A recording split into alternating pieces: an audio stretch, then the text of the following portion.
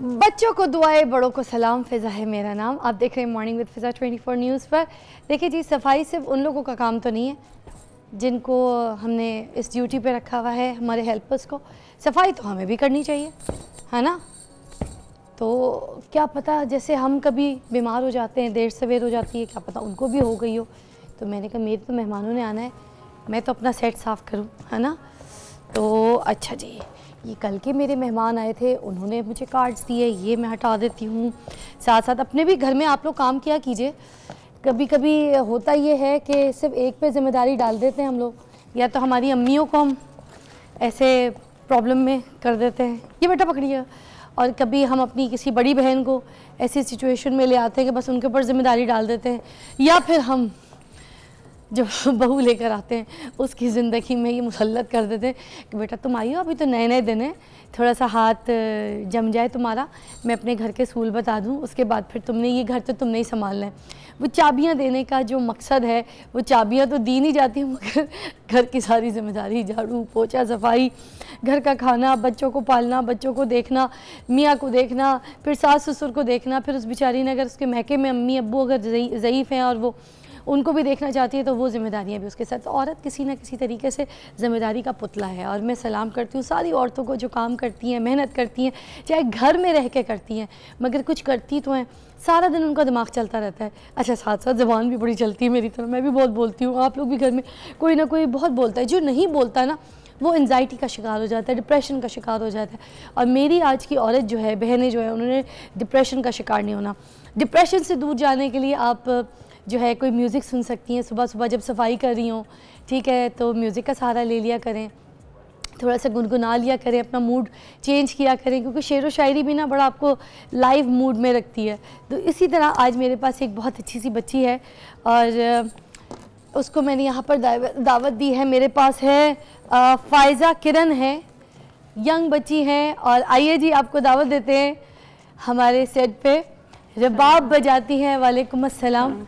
मिल लो गले भाई, ठीक हो? अच्छा बैठो।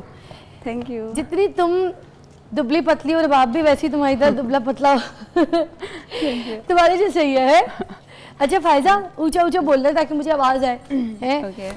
कितने साल की हो? छोटी सी लग रही हो। उम्र नहीं बता रही, जरूरी नहीं है, मगर वैसी छोटी हो ना। ग्रेजुएट हूँ। ग्रेजुएट कर लिया? जी जी, देखने में तो बहुत छोटी लगती है।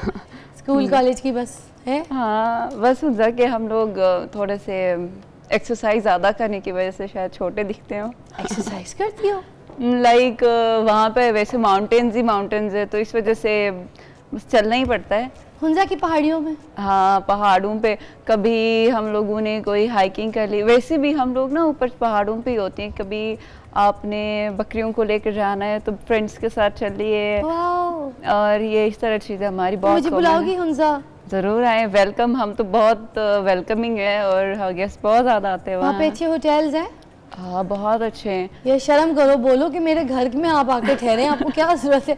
मैं अपनी बेटी के साथ आना है, तो मुझे यूँ दावत दो ना। बुलाने का मकसद ये होता है कि तुम मुझे बोलो कि हमारा घर मौजूद है, हमारे घर में ठहर जाइएगा। मैं बुला रही होती हूँ सबको कि आप आ जाए आ जाए। तो फिर मुझे क्यों होटल बता रही हो? नहीं, आपने खुद पूछा इसलिए। तो कब से कर रही हो ये? ये बचपन से बस देख देख के ना, वहाँ पे ये हमारे ट्रेडिशन में तो नहीं है खैर, लेकिन बजाते हैं वहाँ। हाँ, तो देख देख के ना मुझे बहुत शौक था। तो वो जो हुंजा में ऊपर बलते थे ना, वहाँ पे तो म्यूजियम में इस तरह के रबाब वगैरह भी रखे हुए हैं। जो बादशाह था उसके कोट रखे हुए हैं। हाँ, वो तो है। कुछ थोड़ी सी स्टोरी बताओ, फिर ये बजवाऊंगी। बलते थे की थोड़ी सी स्टोरी बताना। बल्तीत की ये तो बहुत पुराने हमारे हैं, अल्तीद फोर्ट और बल्तीत फोर्ट। जो ये बल्तिस्तान जो साइड है, स्कर्दू साइड, वहाँ से उन्होंने इन्फ्लुएंस होके वहाँ की जो आर्किटेक्चर वगैरह है। लेकिन ये है कि ये इंस्ट्रूमेंट्स की अगर बात करें तो ये इंस्ट्रूमेंट्स अफ़गानिस्तान से पेशावर से पता नहीं कैसे हमारे वहाँ कल्चर का हिस्सा बन गया। तो फिर हुंजा में कौन से गाँव से हो तुम? मैं रहीमाबाद से हूँ। रहीमाबाद से? तुम्हें पता है वहाँ पे तो मार्केट भी है ना, बाजार भी जो है वही? अच्छा जी। तो पता है जब मैं पहली मर्तबा गई ना वहाँ पर, तो मैंने छोटे से बच्चे से ना ऐसे पूछा कि बेटा बल्ततन किधर है? वो ऐसे सेब लेके जा रहा था टोकरी में।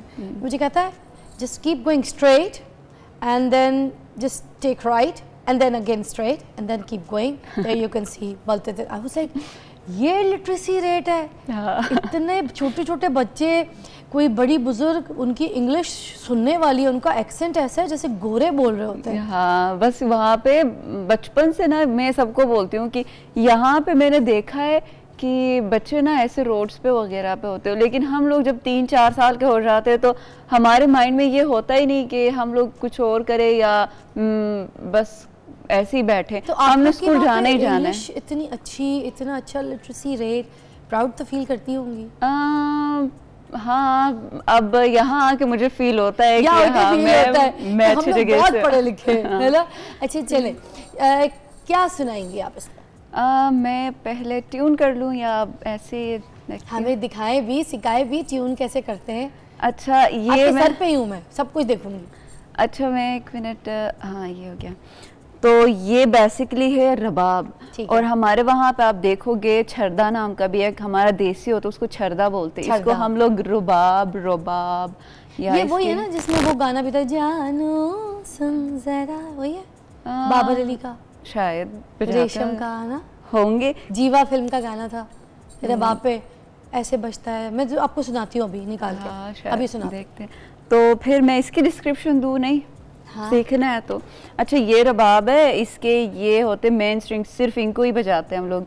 ये होते इको स्ट्रिंग्स, हम लोग इनके साथ इनको ट्यून करते हैं। जैसे हमारे पास 7 सुर हैं, ठीक है, सारे गा मा पा धा नी सा, ठीक है। फिर ये 8वां सुर, सा से सा तक 8 सुर बन जाते हैं, तो वो हम यही बजाते हैं। अच्छा। और इसके अपने ठाट होते हैं, 10 ठाट हैं। ठाट क्या होता है? जैसे मेरे तो कोई ठाट कहीं जैसे फॉर्मूलाज आप लोग कह सकते हो। अच्छा। फॉर्मूलाज जैसे अगर आप यहाँ से ओपन स्ट्रिंग लेते हो, यहाँ पे पंच करते हैं और इसको स्ट्राइक, ये पिक होता है, इसे हम लोग स्ट्राइक करते हैं। ठीक है, ठीक है। तो आप ट्यूनिंग कर रही हैं? ट्यून तो नहीं करूंगी अभी, अब बजानी है। इस पे बहुत टाइम लगता है। इसके साथ इनको टाइम ट्यून करने में ना, पहले इनको ट्यून करते हैं हम लोग। हाँ। फिर उसके बाद ये ट्यून करते हैं इन्हीं के बेसिस पे कि अब गिटार जो बजाते हैं उनको पता होगा कि डी शार्प, ये भी कुछ घुमाने वाला ही है ना?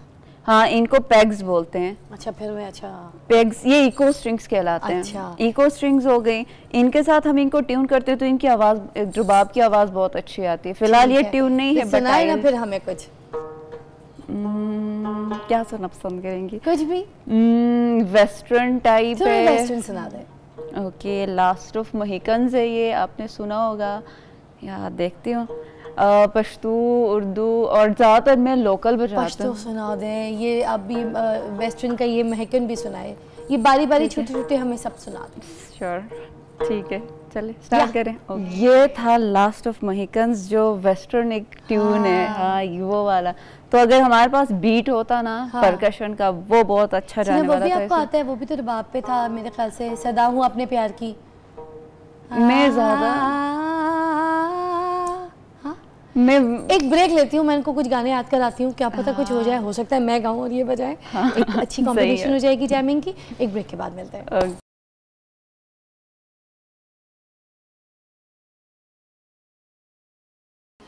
वेलकम बैक, और हमारे साथ मौजूद है फ़ायज़ा, और फ़ायज़ा जो है बजा रही है रबाब। आई एम श्योर देखने वाले बहुत एंजॉय कर रहे होंगे। जो लड़कियां कुछ इस तरह से करना चाहती हैं, सीखना चाहती हैं, तो आप भी फ़ायज़ा की तरह बन सकते हैं। और फ़ायज़ा देखें अभी हमें सुनाने लगी है पुराना गाना जो हमारी अम्मियाँ बहुत हमें सुनाती थी, बड़े अरमानों से रखा है बलम तेरी कसम, प्यार की दुनिया में रखा है कदम, पहली कदम, पहली क्या, प्यार की दुनिया में रखा है बलम, प्यार की दुनिया में ये पहला कदम, प्यार की दुनिया में ये पहला कदम। चले जी, हो जाए।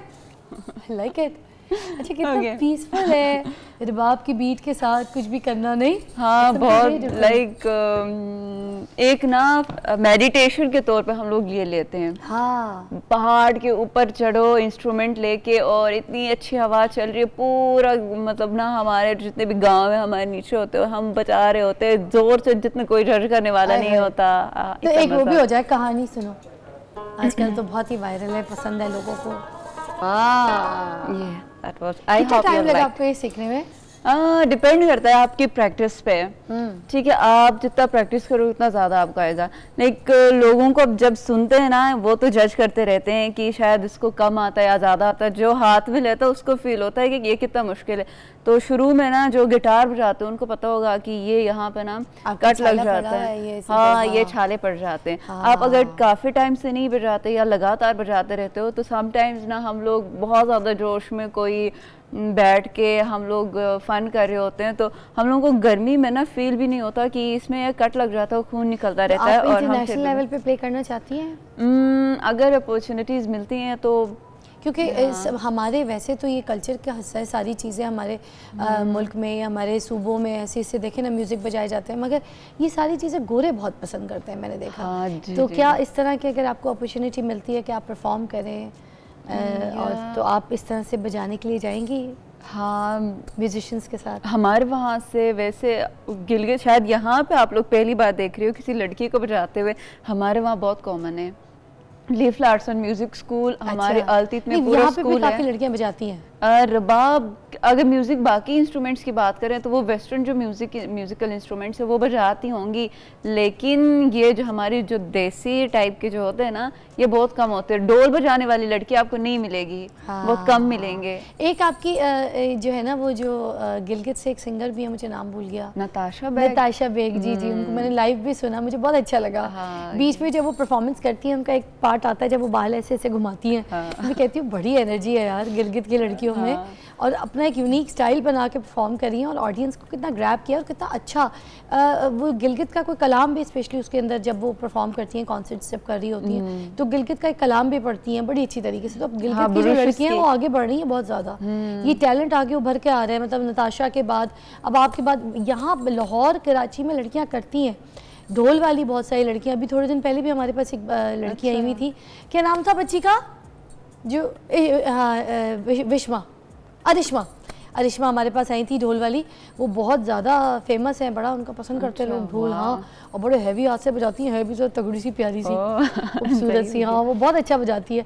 तो अब लड़कियां बहुत आगे बढ़ रही हैं इस फील्ड में। अगर गिलगित से अब लड़कियां आ रही हैं मुझे इस बात की ज़्यादा खुशी है, क्योंकि पहाड़ों की शहजादियाँ जो है ना अब वो ज़रा नीचे मैदान में भी अपना हुनर दिखाने के लिए आ रही है, अच्छा लग रहा है ना? सही है। हाँ बस यही, मेरी छोटी बहन वो म्यूजिशियन बनना चाहती है। अच्छा। तो वो सारा बजा लेती है ऑलमोस्ट। ये है स्ट्रिंग इंस्ट्रूमेंट्स, वो स्ट्रिंग इंस्ट्रूमेंट्स उसको कोई भी दे दो, गिटार दो, वायलिन दो, रबाब दो, अच्छा फायजा, एक बड़ा यूनिक सा सवाल है मुझे लगता है पूछना चाहिए। मुझे लगता है बकरियां इस रबाब की आवाज़ सुनती हैं पहाड़ों पे। मैं जब जब गई हूँ ना पहाड़ों पे तो जिसको मैंने देखा, कोई बुजुर्ग बाबा का भी बजा रहा होता है, कोई लड़का बजा रहा होता है, और उसके इर्द गिर्द इतनी बकरियां होती हैं और वो जिस तरफ जा रहा होता है बकरियां इसकी आवाज़ सुन के उस तरफ जा रही। क्या इसमें कोई सच्चाई है, कोई ऐसी कोई है लॉजिक जिस पे अगर ये बजे तो बकरियां इसकी जो है ना सुर के पीछे पीछे निकलती हैं? अब इसमें ऐसा क्या है? अब उसका इतना मुझे नहीं पता, बस ये है कि जो बकरियां लेके जाते हैं ना उनका कोई टाइम होता है उनके पास कुछ और करने, तो वो गाने ही लगते हैं। तो गाते गाते ना अब उन जो बकरियां हैं उनकी उस आवाज़ के साथ फैमिलियर हो जाती हैं, तो वो बस उसके पास पीछे ये कि ये हमारे मालिक है। Thank you so much Faiza, I had a great time with you and best of luck. Thank you, बहुत अच्छी हैं आप, और जहाँ से आप आई हैं उस शहर के लिए, उस हमारी जगह के लिए बहुत प्यार। ठीक है, आपसे फिर मुलाकात होगी। और आज कितनी अच्छी मेहमान से मैंने आपकी मुलाकात करवाई है। आप भी बजाइए रुबाब, लीजिए, इट्स पीसफुल।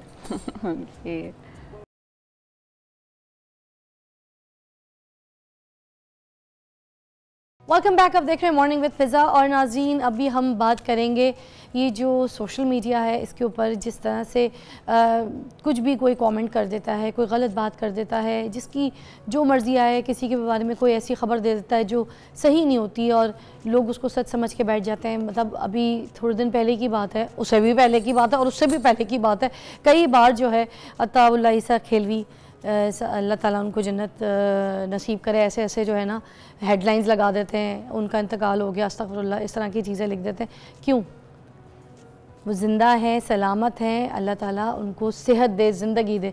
इस तरह के जो स्टेटस, इस तरह की जो न्यूज़ और इस तरह की ख़बरें फैला देना, कोई भी सोशल मीडिया पे लिख देता है, किसी को भी मार देते हैं, किसी की भी शादी करा देते हैं, कुछ भी कर देते हैं। ये कुछ ऑथेंटिकेशन के बगैर जो चीज़ें करते हैं, ये क्या सही है? ये बिल्कुल सही नहीं है, ये बहुत गलत है। इन सब चीज़ों के ऊपर काबू कैसे पाया जा सकता है? बहुत से ममालिक हैं जो इन चीज़ों के ऊपर काबू पा चुके हैं, वहाँ पर सोशल मीडिया के इस तरह के जो एक्शंस नहीं है कि कोई किसी के बारे में अगेंस्ट गलत लिखे, कोई किसी की प्राइवेसी डिस्टर्ब करे, कोई किसी का पर्सनल जाकर उसको सोशल मीडिया पे हिट करे, ये सब चीज़ें वहाँ पर नहीं होती। बहुत से ममालिक हैं, जैसे एक चाइना की मैं मिसाल दूंगी। उसके अलावा पाकिस्तान जो है वो ऐसा मुल्क है जहाँ पर सोशल मीडिया का बहुत ज़्यादा गलत फ़ायदा उठाया जा रहा है। इसलिए आज हमने इन पे बात करने के लिए मधु किया है। उसामा खिलजी साहब हैं, social media expert and digital rights activist, हमारे साथ हैं। अस्सलाम वालेकुम जी उसामा साहब, आपको आवाज़ आ रही है? थैंक यू जी। जी बिल्कुल जी उसामा साहब, क्या कहेंगे? आज हम सोशल मीडिया के ऊपर बात कर रहे हैं और आपको बात तो समझ आ गई होगी कि जिस तरीके से हम इस चीज़ का शिकार हो रहे हैं, किसी को भी मार दिया जाता है, किसी की भी शादी कराई जाती है, फिर किसी की प्राइवेसी को बहुत डिस्टर्ब किया जाता है, इन सारी चीज़ों के बारे में क्या कहेंगे? जी बहुत शुक्रिया, आपने मुझे दावत दी। बिल्कुल मसाइल तो होते हैं और मेरे ख्याल से ये पुराने मसाइल हैं, कोई नई मसाइल नहीं है। सोशल मीडिया से पहले भी अफवाहें फैलती थी और उनकी तरदीद की जाती थी, लेकिन मेरे ख्याल से सोशल मीडिया की खूबसूरती ये है कि उस पर आप एकदम से फौरन खबर की तरदीद कर सकते हैं, आप ठीक कर सकते हैं गलत खबर को। आपको कमेंट का, रिप्लाई का अपॉर्चुनिटी मिलती है और हर किसी के पास एक प्लेटफॉर्म आ गया कि वो अपनी आवाज़ उठा सके। तो मैं तो सोशल मीडिया को इस नज़र से देखता हूँ कि उसने जमहूरियत को ज़्यादा फ़रोग़ दी है, क्योंकि ज़्यादा से ज़्यादा लोग जिन तक पहले मालूमात की रसाई नहीं होती थी या जिनकी आवाज़ जो है उठने में मुश्किलात आती थी, हर कोई टीवी अखबार पे जो है नहीं आ सकता, लेकिन अभी सोशल मीडिया के ज़रिए वो अपनी आवाज़ उठा सकता है। लेकिन बिल्कुल ज़ाहिरी बात है, जब ऐसा होगा तो फिर लोग उसका जो है फ़ायदा उठाने की कोशिश भी करते हैं, लेकिन उसमें फिर आपके सोशल मीडिया पे अकाउंटेबिलिटी के मेजर्स आ जाते हैं। जिस तरह मैंने कहा कि आप खबरों को ठीक और दुरुस्त भी कर सकते हैं एकदम से। अच्छा उसामा साहब, मुझे बताएं, पाकिस्तान में सोशल मीडिया को ज़ाब्ते में लाना ज़रूरी क्यों है? जी मेरे ख्याल से तो इतनी कोई ज़रूरत नहीं है सोशल मीडिया को ज़ाब्ते में लाने की, क्योंकि माजी में हमने देखा है रियासत की तरफ से बहुत ज़्यादा जो है कोशिशें हुई हैं सोशल मीडिया को कंट्रोल करने की। इसमें दो चीज़ें हैं। नहीं मगर मुझे समझ नहीं आया, कानून के अंदर लाना क्यों नहीं ज़रूरी आप कह रहे हैं? एक तरफ जो है कानून के अंदर लाना ज़रूरी, देखें दो चीज़ें हैं। पहले तो एक बात यह है कि ऑलरेडी बहुत ज़्यादा कवानीन मौजूद है हमारे पास सोशल मीडिया से रिलेटेड, पीका का कानून हो गया और कानून हो गया। और दूसरा सवाल ये उठता है कि क्या इसकी इतनी ज़रूरत है या नहीं। तो पहले अगर हम देखें तो ओवर रेगुलेशन की तरफ हम ऑलरेडी जा रहे हैं। इतने ज़्यादा कवानीन है लेकिन ना तो उनका सही तरह जो है इस्तेमाल होता है, उनको सियासी तौर पे इस्तेमाल किया जाता है रियासत की तरफ से, या हुकूमत में जो होता है वो उनको खामोश करने की कोशिश करते हैं जो उनके खिलाफ होते हैं। लेकिन जो जमहूरियत का एक बहुत ज़्यादा ज़रूरी पहलू है कि लोग जो है क्रिटिसिज्म कर सकते हैं हुकूमत के अहदेदारों पे और दीगर जो है शख्सियात के जो पब्लिक होते हैं। और फिर दूसरी जानिब हमारे ये सवाल उठता है कि क्या ये ज़रूरी है या नहीं, और क्या ये इफ़ेक्टिव है या नहीं। और उसमें हम ये देखते हैं कि देखें, अगर आप सोशल मीडिया पे देखेंगे तो लोगों की जब आवाज़ उठेगी उससे माशरे में बेहतरी आती है। अगर कोई सवाल अच्छा हमारा अभी उसामा साहब, जो मौजूदा कानून है क्या उसने फ्रीडम ऑफ एक्सप्रेशंस को मुतासर किया है? बहुत ज़्यादा मुतासिर किया है। आपने अगर देखा हो पीका के कानून के तहत सहाफ़ियों को अरेस्ट किया गया है, उन पे पर्चे काटे गए हैं। किस वजह से? क्योंकि उन्होंने सवालात उठाए हैं उन पे जो इक़्तिदार में है। और मेरे ख्याल से इस किस्म का जो एक सिस्टम है वो उसको आगे ज़्यादा मजबूत करने की जो कोशिश की जा रही है वो हमारी जमहूरियत और आइन के खिलाफ जाती है। और अगर आप देखें माजी में ऐसे जो इक़दामात हैं उनको कोर्ट में चैलेंज किया गया है और कोर्ट ने जो है ये फैसले दिए हैं कि आप आइन की खिलाफ वर्जी ना करें, हुकूक की खिलाफ वर्जी ना करें ऐसे कवानीन के तहत। मिसाल के तौर पे अच्छा, अब मैं ये मिसाल आपकी जो है ना ब्रेक के बाद सुनूंगी। एक ब्रेक ले लेते हैं, ब्रेक के बाद वापस आते हैं, बात सोशल मीडिया, आप मेरे साथ होंगे।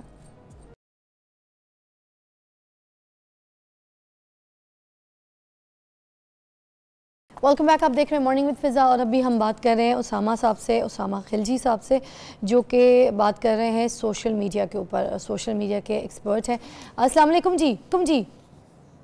अस्सलाम वालेकुम जी। अच्छा जी, आप बता रहे थे मुझे सोशल मीडिया के बारे में और कवानीन के बारे में। मैं एक सवाल थोड़ा सा ऐड करना चाहूँगी कि ये जो सोशल मीडिया है, ठीक है, इसके प्लेटफॉर्म्स के ज़रिए जो ये गलत स्पीचेस होती हैं और इसकी मालूमात फैलाने में जो मसाइल होते हैं, इसमें कानून का जो ज़ाब्तों के ज़रिए कोई अगर ऐसा कोई हल है तो वो प्लीज़ हमें ज़रा बता दीजिए कि इस पर हम किस तरह से इम्प्लीमेंट कर सकते हैं, क्या सल्यूशन है?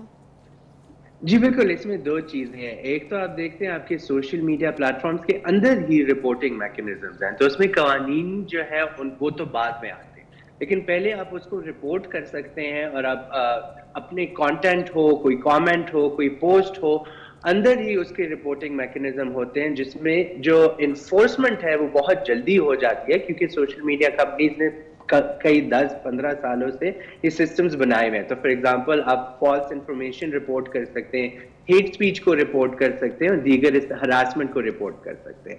और फिर अगर कोई क्रिमिनल नौयत का जो है आपके पास कंटेंट आता है तो फिर आप उसको जो है कोर्ट में ले जा सकते हैं या केस कर सकते हैं।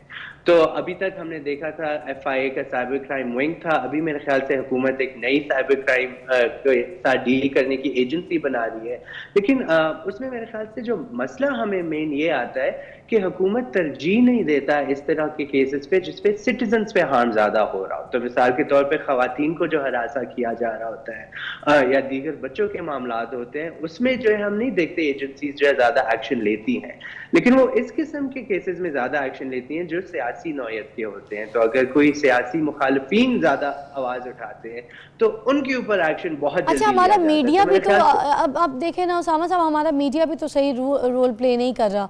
अभी थोड़े दिन पहले एक हादसा हुआ था एक बच्ची के साथ, जिसके करीबी रिश्तेदार ने उसके साथ ज़्यादती कर ली थी। वो बच्ची मेरे ख्याल से 8 साल की थी या 10 साल की थी, बस इसी उम्र की होगी। और उसके बाद सोशल मीडिया ने उसको बहुत ज़्यादा हाईलाइट किया, फिर उसकी जो है वो तस्वीरें, उसकी वीडियोस, जो उसकी स्पेशली हालत जो उसकी हस्पताल की थी वहाँ जाके उसकी रिकॉर्ड की गई, उसके यूट्यूब के पूरे व्लॉग्स बनाए गए और उसकी इस तरह से ख़बरें जो फैलाई गई। मुझे अफसोस ये हो रहा था, इतने गंदे गंदे थंबनेल बनाए हुए थे उस बच्ची के लिए, ठीक है, कि वो जो ज़्यादती को लेके, रेप को लेके, अब वो जो उसकी शक्ल है वो उसको ब्लर भी तो कर सकते थे। इतनी सी बच्ची, हालत उसकी इतनी तकलीफ की और उसकी पूरी सिचुएशन को उठा के जो है ना उन्होंने पूरे मीडिया पे उसकी शक्ल दिखा दी। कल को वो बच्ची माशरे को फेस नहीं करेगी, उसने तालीम हासिल नहीं करनी, उसने काम नहीं करना, उसने शादी नहीं करनी, उसने किसी के घर नहीं जाना। जिम्मेदारी बनती है, बिल्कुल ये जिम्मेदारी मीडिया हाउसेस पे आयद है और मेरे ख्याल से कोड ऑफ कॉन्डक्ट एक है ना, ऐसी तो बहुत सारी वीडियोस इसी तरह जा रही हैं। फिर बिल्कुल वीडियो जा रही है, लेकिन उसको रोकने के लिए आप क्या कर सकते हैं? आप अवेयरनेस ज्यादा फैलाएं ना, आप कोड ऑफ कॉन्डक्ट इस पे नहीं चलाते हैं, आप ना तो लोगों को जो है डिजिटल लिटरेसी दे रहे हैं स्कूलों में, कॉलेजों में, कि सोशल मीडिया पे आप किस तरह जो है एक्ट करना है, लेकिन आप कवानीन ऊपर से ला रहे हैं। तो मेरे ख्याल से जब तक लोगों को मालूम नहीं होगा कि क्या कानून है, क्या कोड ऑफ कॉन्डक्ट होना चाहिए, तब तक लोग जो है सही तरह नहीं एक्ट करेंगे। अच्छा, तो मीडिया तो है ही गलत, मैं कह रही हूँ मीडिया तो है ही गलत, मगर मीडिया के साथ साथ हम जैसे जो लोग हैं ना, हम भी ये करते हैं, आम बंदा या कोई बंदी, ठीक है, और मीडिया से रिलेटेड भी, शोबिज़ से रिलेटेड भी लोग उठा के मीडिया पे ही बैठे हैं ना, हम तो चलो हाँ मीडिया के, तो आप ही की जिम्मेदारी, हमारी जिम्मेदारी में आम लोगों की बात बता रही हूँ कि जो आम लोग हैं, कुछ सेलिब्रिटीज भी, वो उठा के इसी तरह इन बच्चियों की तस्वीरें जो है ना वो स्टेटस पे लगाते हैं और लिख देते हैं वेरी सैड फॉर दिस। तो भाई बच्ची की तस्वीर तो ब्लर कर दो, यही औरतें यही मर्द लगा रहे हैं। आप अपना प्लेटफॉर्म यूज करें, अवेयरनेस रेज करें, जिस तरह आप ये शो कर रही है, बहुत अच्छी बात है कि आप इस पे अवेयरनेस ज्यादा लाएं ताकि लोगों को मालूम हो। देखिए ये मसाइल बहुत, मगर मैं अकेले कितना कुछ कर लूंगी, ये पूरा माशरा ये सब चीजों को इस प्लेटफॉर्म में आएंगे ना तो कुछ माशरा ठीक होगा। ब्रेक के बाद हम आपको दोबारा हैं।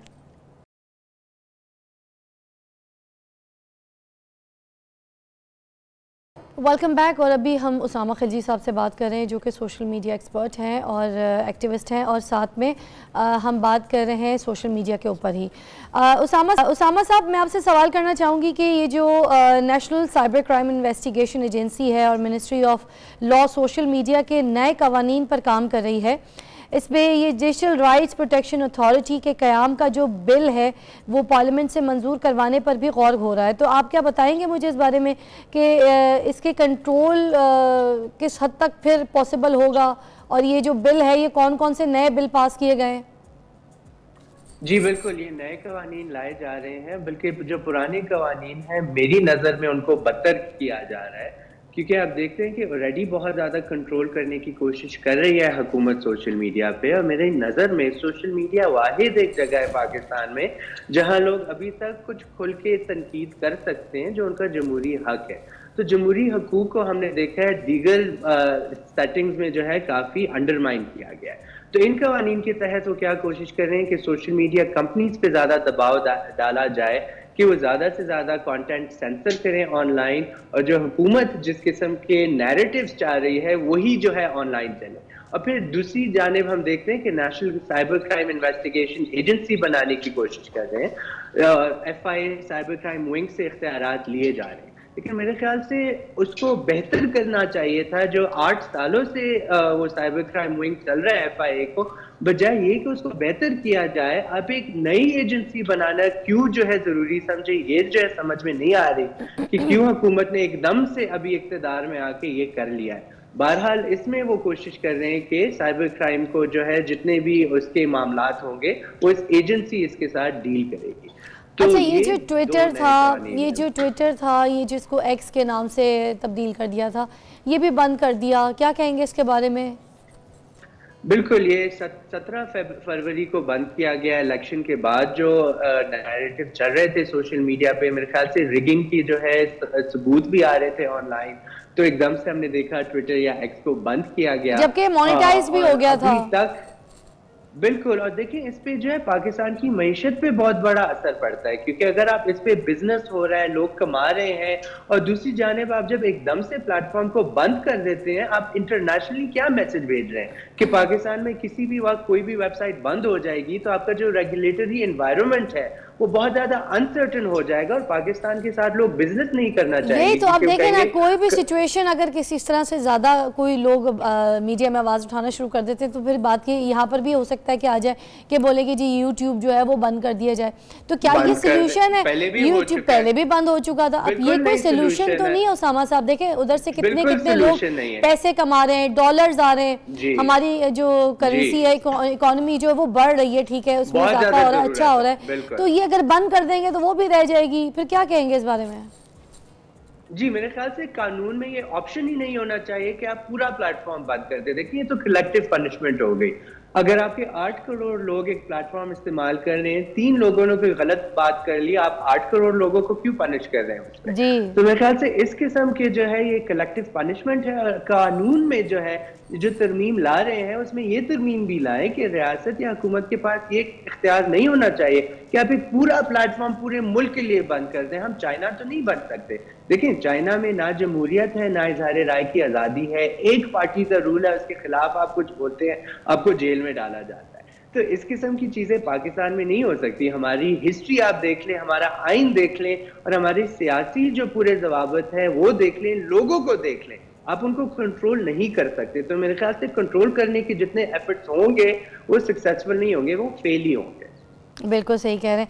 अच्छा, मुझे इसके बारे में भी बता दें, रही जो citizen protection against online harm rules 2020 और गैर कानूनी ऑनलाइन मवाद को हटाना और ब्लॉक करना, इसका तरीका, निगरानी और हिफाजत, जो रूल्स 2020 में भी बताए गए थे, ताहम इसके बारे में आप क्या कहना चाहेंगे? बिल्कुल, 2020 में ये रूल्स बनाए गए जिसके खिलाफ हमने बहुत ज़्यादा आवाज़ उठाई, मीडिया ने आवाज़ उठाई मिल के, क्योंकि हमें मालूम था कि इन रूल्स के ज़रिए सोशल मीडिया पे ज़्यादा कंट्रोल करने की कोशिश की जा रही है और लोगों की आवाज़ें बंद करने की कोशिश की जा रही है। और लकीली फिर जो है ये हुकूमत ने वापस ले लिया था। फिर 2023 में नए रूल्स आ गए, उस पर भी कोर्ट्स ने जो है कहा कि इन कोर्ट्स को वापस, इन रूल्स को वापस लिया जाए। पार्लियामेंट इसको आइन की नज़र से देखें कि आइन में जो हुकूक हैं उनको महफूज रखा जाए। अभी हम देख रहे हैं कि नए कवानीन, नए रूल्स उसी किस्म के लाए जा रहे हैं। तो मेरी उम्मीद यही है कि मीडिया, सिविल सोसाइटी मिल के जो है अपने पाकिस्तानी शहरियों के हुकूक के लिए आवाज़ उठाएगी और जो कंट्रोल ज़्यादा करने की इख्तियारात हुकूमत को दिए जाने की कोशिश हो रही है उनको रोकेगी, ताकि जो है हम जमहूरियत और आवाज़ जो है उठाई जाए। और बिल्कुल थोड़े कंट्रोल्स होने चाहिए, क्राइम्स नहीं होने चाहिए, लेकिन जो हुकूमत है उनका फोकस ये होना चाहिए कि जो सिटीजन्स हैं उनकी प्रोटेक्शन हो, बजाय ये कि सिर्फ आप रियासत की प्रोटेक्शन करें। सिटीजन्स को जो है जो कुछ होता रहे उनके साथ होता रहे, उनके खिलाफ आप जो है एक्शन लेते रहें, तो लोग खामोश इस तरह नहीं रह पाते। उसामा साहब मुझे बताइएगा, जैसे सऊदी अरब हो गया, चाइना हो गया, ऐसे और भी बहुत से ममालिक हैं जहाँ पर बहुत से नए नए किस्म की जो ऐप्स हैं वो इस्तेमाल की जा रही हैं। जैसे मैं चाइना की एग्जांपल दूंगी, वहाँ पर ये व्हाट्सएप नहीं इस्तेमाल किया जाता, वहाँ पर फेसबुक नहीं है, गूगल नहीं है, ठीक है, अपनी नई नई ऐप्स हैं। क्या ये चीज़ें हम भी अपने मुल्क में ला सकते हैं, ये इम्प्लीमेंट कर सकते हैं इस तरह से कोई चीज़? इसका फ़ायदा नुकसान बताइएगा। जो इंटरनेट जो बनाया गया है वो इसीलिए बनाया गया है ताकि जो मुल्क में, जो दुनिया में जो बॉर्डर्स हैं उनको सरपास कर सकें। तो पाकिस्तान बैठे नौजवान इंटरनेट के जरिए अमेरिका या बरतानिया या ऑस्ट्रेलिया, दीगर ममालिक में अपनी सर्विसेज को फरोग दे रहे हैं और कमाई कर रहे हैं घर बैठे। तो मेरे ख्याल से इंटरनेट की ज़रूरत और फ़ायदा ये है कि आपको जो है फिजिकली कहीं जाने की ज़रूरत नहीं होती। कोविड में हमने देखा हम घर से काम कर रहे थे। बिल्कुल। जो सऊदी अरेबिया या चाइना जैसे ममालिक हैं वो इस तरह की ऐप्स इसलिए लाते हैं क्योंकि वो नहीं चाहते कि लोग दुनिया में और ममालिक में लोगों के साथ राब्ते में रहें। और ये एक जमहूरियत भी नहीं है। जो चाइना है वहाँ कम्युनिस्ट सिस्टम है, वन पार्टी सिस्टम है। जो सऊदी अरब है वहाँ तो बादशाहत है, उधर भी जमहूरी हुकूक नहीं है। पाकिस्तानी लोगों ने जो है बरतानिया से आज़ादी ली और इन सालों में हमने अपनी आज़ादी के लिए बहुत ज़्यादा जद्दोजहद की है। तो इन आज़ादियों को जो है हमें महफूज रखने की कोशिश करनी चाहिए, बजाय ये कि हम ऐसी रियासतें जो डिक्टेटरशिप हो या जहाँ पे उसामा साहब लास्ट में मैं चाहूंगी कि आप ई कॉमर्स के फरोख्त के लिए भी कुछ अपना वर्डिक्ट दें। बिल्कुल, देखिए ई कॉमर्स के फ़रोग़ के लिए हमारे लिए ऐसे कवानीन होने चाहिए जिसमें हम प्रोटेक्ट करते हैं इंटरनेट सर्विसेज को। एक तो हम पाकिस्तान में इंटरनेट सर्विसेज को बेहतर करें, जो स्लो होते हैं या बंदिश हो जाती है उसका ई कॉमर्स पे और फ्रीलांसर्स पे बहुत बड़ा असर पड़ता है। तो मेरे ख्याल से उनको सपोर्ट करने के लिए एक कंड्यूसिव बिजनेस एनवायरनमेंट बनाने की ज़रूरत है जिसमें इंटरनेट बंद ना हो, एप्लीकेशन बंद ना हो और जो अनसर्टेनिटी है वो ख़त्म हो, ताकि हमारी इकोनॉमी में बेहतरी आए। हमारे जो नौजवान लोग हैं जो आईटी में बहुत आगे हैं। बहुत बहुत शुक्रिया उसामा साहब आपके टाइम का, आपने बहुत डिटेल में हमें समझाया और जिस तरह से आपने बात की। मेरी तो दुआ है कि हम सिर्फ तरक्की की तरफ आगे रवा दवा हों, ना कि हम अपनी इन सोशल ऐप्स को बंद करके और हम अपने आप को जो है ना पीछे कर लें, बल्कि हमने आगे बढ़ना है। मगर साथ साथ मैं बोलूँगी कि ये जो दुनिया के साथ चलना है हमने, इसमें इस सोशल मीडिया प्लेटफॉर्म के लिए स्पेशली आप लोगों का भी एक बहुत अच्छा इंपॉर्टेंट रोल है जो आप लोगों ने प्ले करना है, आम शहरी, और साथ साथ मीडिया को भी बहुत इंपॉर्टेंट रोल प्ले करना पड़ेगा। जो सेंसरशिप है उसका ख़ुद हमें ख्याल करना पड़ेगा और हमें किसी की इज़्ज़त पमाल नहीं करनी, हमें किसी की प्राइवेसी को डिस्टर्ब नहीं करना, किसी के बारे में झूठी ख़बरें नहीं फैलानी। हमने अपने प्लेटफॉर्म्स को बहुत अच्छी तरीके से, बहुत सलीके से इस्तेमाल करना, ये हमारी अपनी ख़ुद ज़िम्मेदारी है। ठीक है जी, एक ब्रेक है, मगर ब्रेक के बाद जब हम वापस आएंगे मैं आपको बता दूं आज हमारे शो पे क्या क्या है। आज हम बात करेंगे मलेरिया के ऊपर, वो प्रोटेक्शंस आपको बताएंगे कि किस तरीके से हम फर्स्ट एड कर सकते हैं, किस तरह से अपना ख्याल कर सकते हैं, स्पेशली मलेरिया से बच सकते हैं, मलेरिया होने की उससे बच कैसे सकते हैं, पहले तो उसके ऊपर बात करेंगे। और साथ हमारे पास होंगी आज एक ज़बरदस्त डर्मेटोलॉजिस्ट जो हमें बताएंगी कि हमने अपने फेस के ऊपर एजिंग आने कैसे रोकना है, उसको किस तरह से हम अपनी एजिंग को बेहतर कर सकते हैं और अपनी लाफ लाइंस, रिंकल्स जो है उनको कैसे सॉफ्ट मोरल कर सकते हैं। तो एक ब्रेक के बाद आपसे दोबारा मुलाकात करते हैं।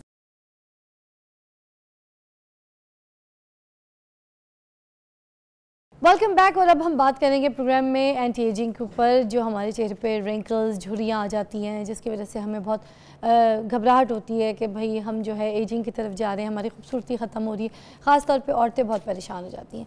अच्छा, ये बात ऐसा नहीं है कि एजिंग आनी है, सबके ऊपर आनी है और एक वक्त सबको एजिंग वाले फेज़ से गुजरना है, मगर एजिंग कुछ लोगों के चेहरे पे बहुत जल्दी आ जाती है। कुछ लोगों को दुखों की वजह से, टेंशन्स की वजह से, परेशानियों की वजह से, ज़िम्मेदारियों की वजह से आ जाती है।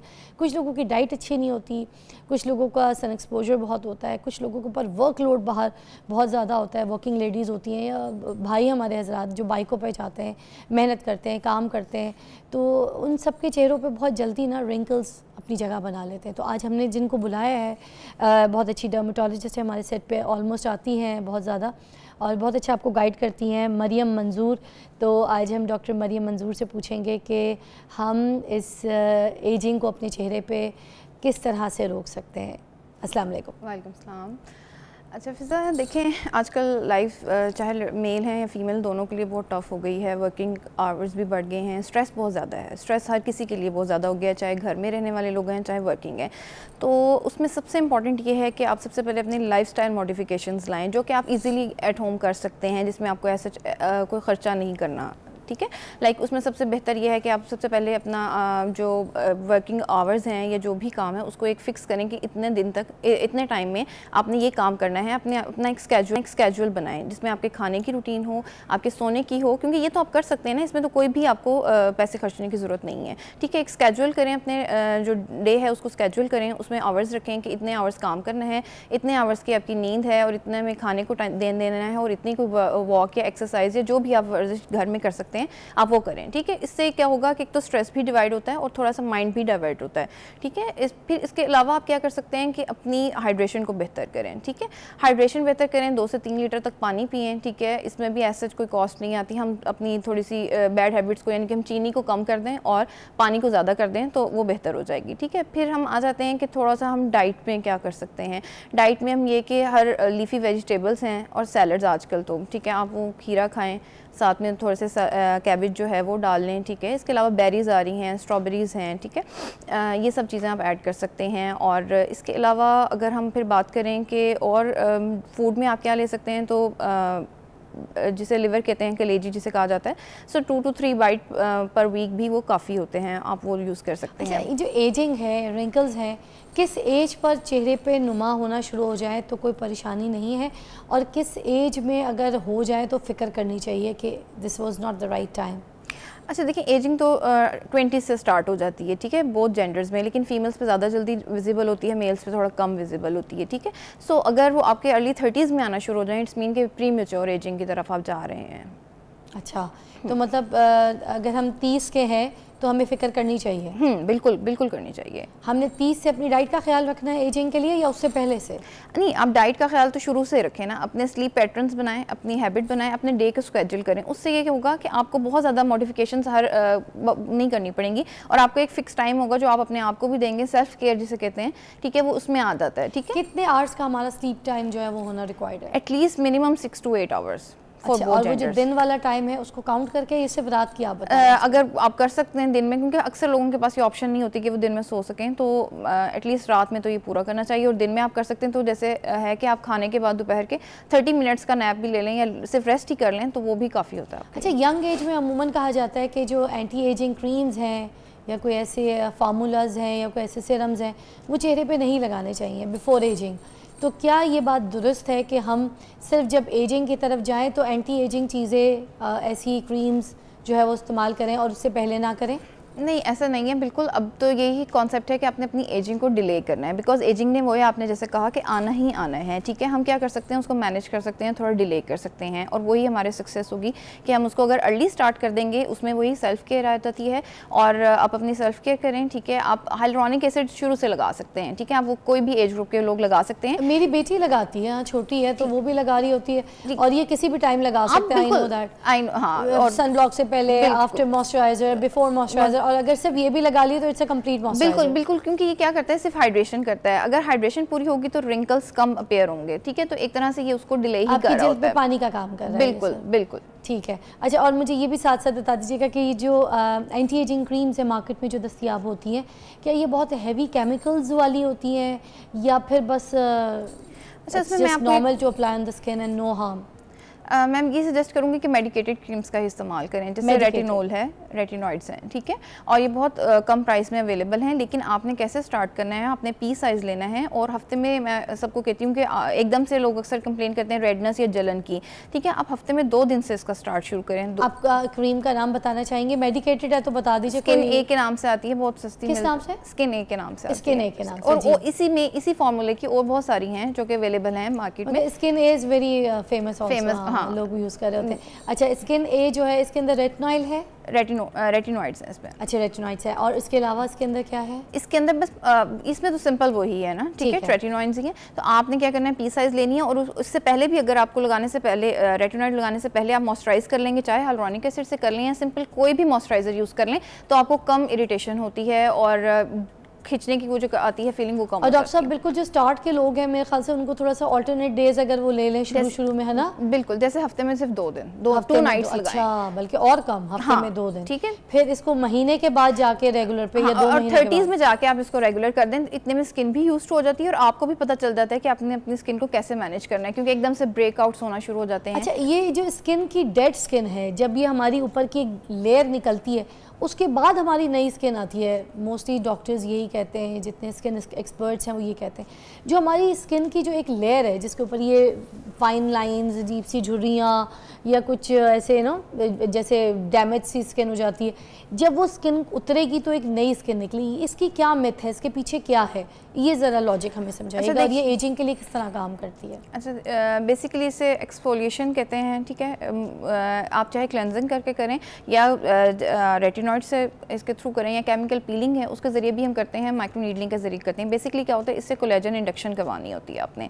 जब डेड स्किन निकलेगी तो नीचे से टाइट स्किन आएगी, तो वो आप यंगर लुकिंग। तो ये एक आम बंदे को कैसे पता चलेगा कि उसने अपनी डेड स्किन को निकालना है? इसका कोई टाइम पीरियड है तो वो भी बता दीजिए, ताकि लोगों को पता हो कि भाई आज 3 महीने हो गए तो अब हमने अपनी डेड स्किन को निकलवाना है, हमने अपनी नई स्किन को लेकर आना है, ब्रीदेबल स्किन को। तो वो कैसे लोगों को पता चलेगा, या वो घर पे भी कुछ यूज़ कर सके, ऐसी भी टिप्स? अच्छा, ऐसे डायरेक्ट नहीं कि हम जा रहे हैं कोई प्रोसीजर कराने जिससे डेड स्किन खाली निकल जाएगी। बेसिकली क्या होता है कि स्किन की रिप्लेसमेंट स्किन नीचे से ऊपर आती है ना, तो हेल्दी करने के लिए हमें सप्लीमेंट्स का भी यूज़ करना पड़ेगा। अच्छा। और अपनी डाइट को भी बेहतर करना पड़ेगा, स्लीप एंड हाइड्रेशन को भी देखना होगा। तो ये सब चीज़ें मिलकर इफेक्ट करती हैं कि आपकी स्किन जितनी जल्दी नीचे से टर्न ओवर करती है ऊपर आती है, ठीक है। और वो जो पील ऑफ वाला रूल है वो बता दीजिए। पील यही है कि वो सबसे इकोनॉमिकल आपको पड़ता है कि आप केमिकल पीलिंग करवा लें, और उसमें ये होता है कि आपकी स्किन की 1-2 डेड लेयर्स जो होती हैं वो उतर जाती हैं, लेकिन इस तरह उतरती हैं कि आपके जख्म ना बने या कोई स्किन खराब ना हो और वो नेचुरली नीचे से सॉफ्ट स्किन आपकी आ जाती है। क्या ये स्क्रब के जरिए भी पीलिंग की जा सकती है घर में? जो औरतें मोस्टली आपको पता है स्क्रब के साथ अपनी स्किन को, डेड स्किन को निकाल रही होती, तो क्या ये काम करती है? अच्छा, पहले फिजिकल स्क्रब जो है हम कहते थे जिसमें आपको वो जो थोड़ी सी सैंडी सी फीलिंग आती है, रड़क सी आती है, हाँ, ठीक है। अब नहीं, अब हम मना करते हैं, हम कहते हैं केमिकल एक्सफोलिएट करें, ठीक है। और नंबर 2 आप इसमें सिंपल रेटिनॉइड के जरिए भी कर सकते हैं, स्लो पीलिंग होती है। जो E क्रीम है, जी, स्किन E साइज वाली, ठीक है। अच्छा, एक ब्रेक लेते हैं, ब्रेक के बाद आपको दोबारा ज्वाइन करते हैं। आज हम बात कर रहे हैं के ऊपर, स्टे विद अस।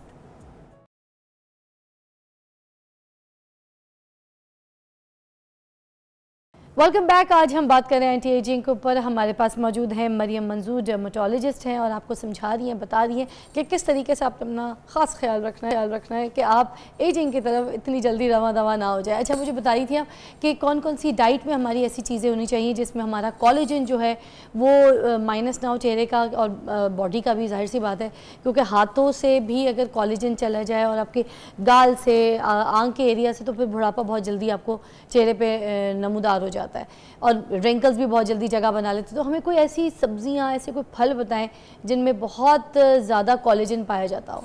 ठीक है।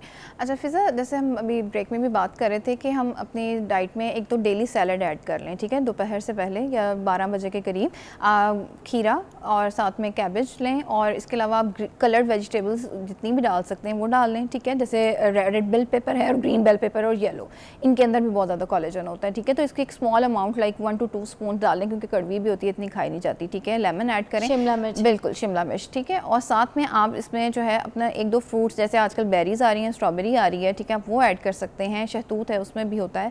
फिर इसके अलावा एवोकाडो है, वो थोड़ा महंगा होता है, हाँ जी, थोड़ा वो तो बहुत कम टाइम के लिए आता है, महीने के लिए होता है, बस इसी तरह है। लेकिन ये कि चलिए, ये सस्ते सोर्सेज है ना जो आप बड़े आराम से अपनी डाइट में ऐड कर सकते हैं। तो कोई सी भी बेरीज जो आपके अफोर्डेबिलिटी के हिसाब से आती हैं आप वो लें, और अपने जो सैलेड बाउल है उसमें डालें, और 12 बजे के करीब एज अ स्नैक आप उसको ले लें, ठीक है। और फिर खाने में रोटी कम करें, ठीक है, गंदम को कम करें, चीनी कम करें, और जो है सैलड में भी एडिड शुगर नहीं डालनी, आपने सिंपल उसको खाना है, ठीक है। अच्छा। और फिर जो फूड में आ जाता है, अगर हम इसकी बात करें तो फूड में आप जैसे कलेजी है, ठीक है, सबसे अच्छा और सस्ता सोर्स है कि आप कोलेजन से ले सकते हैं। आप वीक में 2 से 3 पीसेस जो हैं वो आराम से खा सकते हैं, ठीक है। उसको आग में ऐसे सेक के खाना है या फिर उसको हम पूरा मसाला बना के पका के खाएं? अच्छा नहीं, ये हमारा वही गलत कॉन्सेप्ट है कि बहुत ज़्यादा पकाने से वो जो रबर टाइप हो जाती है उस तरह की नहीं करनी, आपने थोड़ी सी सॉफ्ट रखनी है। 10 से 15 मिनट में हार्डली ये पक जाती है, इससे ज़्यादा बल्कि ये भी शायद मैक्सिमम टाइम हो।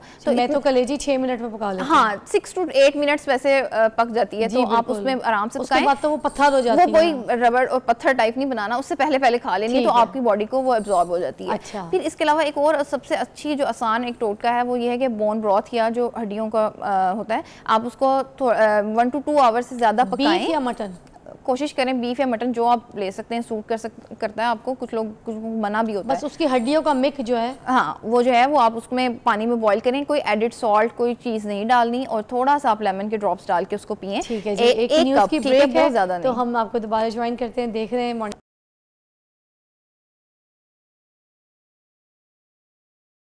Welcome back. आप देख रहे हैं मॉर्निंग विद फिज़ा। हमारे साथ डॉक्टर मरियम है, डर्मेटोलॉजिस्ट हैं, और आपको बता रही हैं कि कौन कौन सी ऐसी ग़िज़ाएँ आपने खानी है कि आप एजिंग की तरफ जो है वो रवा दवा ना हो, बल्कि आपकी स्किन जो है बहुत जवान, खूबसूरत और मासूम सी लगे। जी बताइए। अच्छा, हम जैसे बात कर रहे थे कि एक तो अपना डे स्केड्यूल करें, ठीक है, उसमें से शुगर को कट डाउन करें, चीनी कम से कम पिएँ, एडिड कोई भी चीनी और नमक का इस्तेमाल कम करें, पानी आपने ज़्यादा पीना है, ठीक है। पानी आप 3 लीटर्स, या आप इस तरह से कर लें सिंपल कि 1 लीटर वाली बॉटल जो है वो दिन में 3 दफ़ा आपने ख़त्म करनी है। और जैसे मैं आपको अपनी रूटीन बता देती हूँ कि मैं क्या करती हूँ, मैं सुबह उठ के 2 ग्लास पीती हूँ बिफोर ब्रेकफास्ट, और रात को सोने से पहले बिफोर बेड आपने 2 ग्लास पानी पीने हैं, तो 1 लीटर पानी आप बड़े आराम से पी सकते हैं। एग्जैक्टली। और बाकी को आप किसी भी लस्सी की फॉर्म में, कच्ची लस्सी जैसे आजकल बनाते हैं, बस नमक ना डालें, चीनी ना डालें, ठीक है, कुछ भी मत डालें और उसको सादा पी लें, तो वो गर्मी का भी तोड़ होता है और आपको फ़ायदा भी देती है, ठीक है। फिर इसके अलावा आपके मिल्क शेक्स आ जाते हैं, आप किसी भी फ्रूट का, आजकल स्ट्रॉबेरीज बहुत आ रही हैं, और आप उसको चाहे आप दही योगर्ट में खाना चाहते हैं तो आप 2-3 योगर्ट में डाल लें, वरना अदरवाइज़ आप उसको मिल्क शेक बना के भी पी सकते हैं।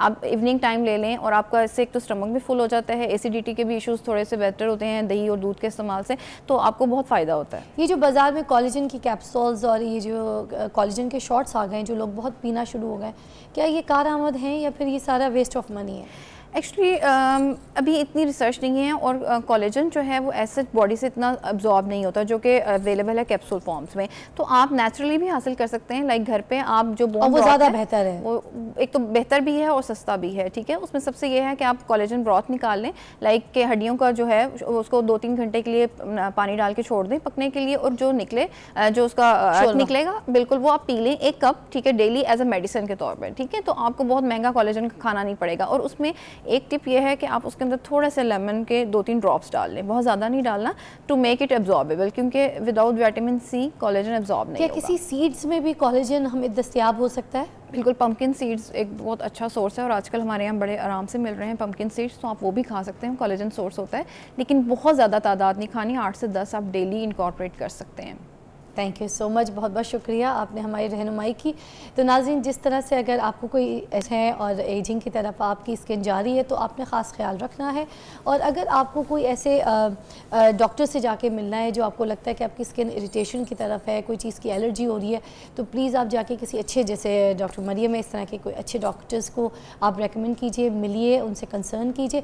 मगर वैसे अगर घर पर अपना ख़ास ख्याल रखना है तो पानी उन्होंने कहा है, एक उन्होंने हड्डियों का जूस कहा है कोलेजन के लिए, तीसरा उन्होंने कहा है कि हमने सब्जियों का और एंटीऑक्सीडेंट्स जिसमें बहुत ज़्यादा पाई जाती हैं, फ्रूट्स वगैरह, उनका इस्तेमाल जो है अपनी डाइट में बहुत ज़्यादा करना है, तो फिर हम एजिंग से जो है थोड़ा बच सकेंगे। तो अपना सब ख्याल रखिएगा। और एक आखिरी जो है टिप ज़रूर दूँगी, गुस्सा कम किया कीजिए। ये जो हमारे गुस्सा करते हैं ना, ये जो बल आते हैं ना, ये अगर पक्के हो गए ना तो फिर ये आपकी शक्ल पे नुमाया सारी ज़िंदगी के लिए रह जाएंगे। और अपने फेस एक्सप्रेशंस को ज़रा कम इस्तेमाल कीजिए। अभी ब्रेक में भी मुझे डॉक्टर साहब ने बताया, तो मैं भी एक्सप्रेशंस दे रही हूँ, मुझे नहीं देने, मैं आज बिल्कुल इस तरह बात करूँगी। हम कल आपसे मुलाकात करेंगे, मैं एक्सप्रेशंस यूज़ किए बगैर आपको बताऊँगी, क्योंकि मैं एजिंग की तरफ नहीं जाना चाहती। और जितना हम इस तरह से बात करने के आदी होंगे तो उसके बाद हमारी स्किन बेहतर होगी। और लोग मुझे कह सकते हैं कि मैं एक रोबोट हूँ, और रोबोट जो है वो सारे काम करता है, बस एक्सप्रेशंस नहीं देता।